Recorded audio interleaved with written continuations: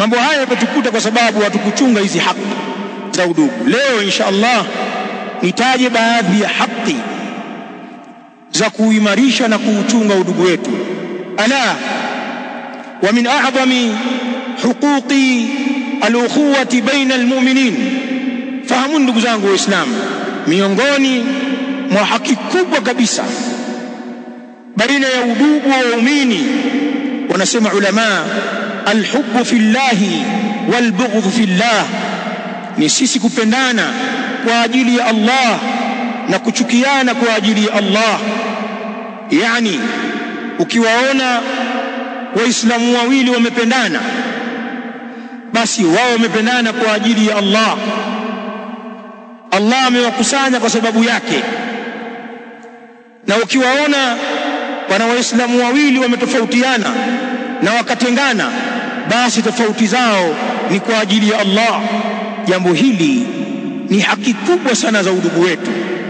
Rawa al-Imam Abu Daud rahimahullahu ta'ala as-Sijistani katika sunani yake min hadithi Abi Umama al-Bahili radiyallahu ta'ala anhu, anasema Abu Umama, man ahabba lillahi wa abghadha lillahi, yoyote ambaye atampenda mwingine muislamu kwa ajili ya Allah na akamchukia muislamu huyo kwa ajili ya Allah, wa a'ta lillah, na akatoa kumpa mwingine kwa ajili ya Allah, wa mana'a lillah, na akazuia kumpa kwa ajili ya Allah, faqad istakmala al-iman, kwa hakika mtu huyo ameikamilisha iman.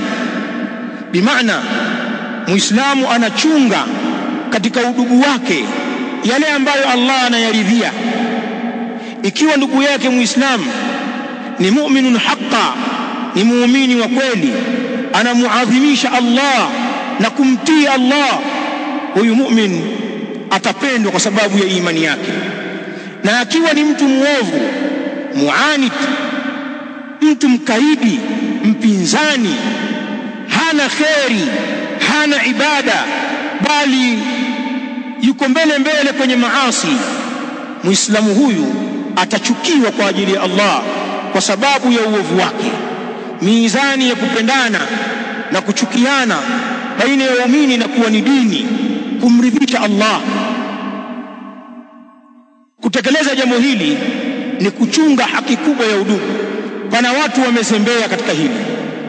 Wako ndugu zao waumini wenye vigezo vya imani, lakini hawawapendi mapenzi ya kuwapenda waumini, bali pana wengine wamekengeuka, wako mbali na imani, lakini utakuta mtu anawapenda watu hao kwa maslahi mengine ya kilimwengu.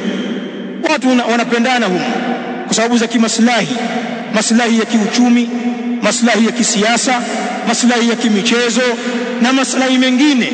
Watu wanapendana, lakini pana uovu ndani yake.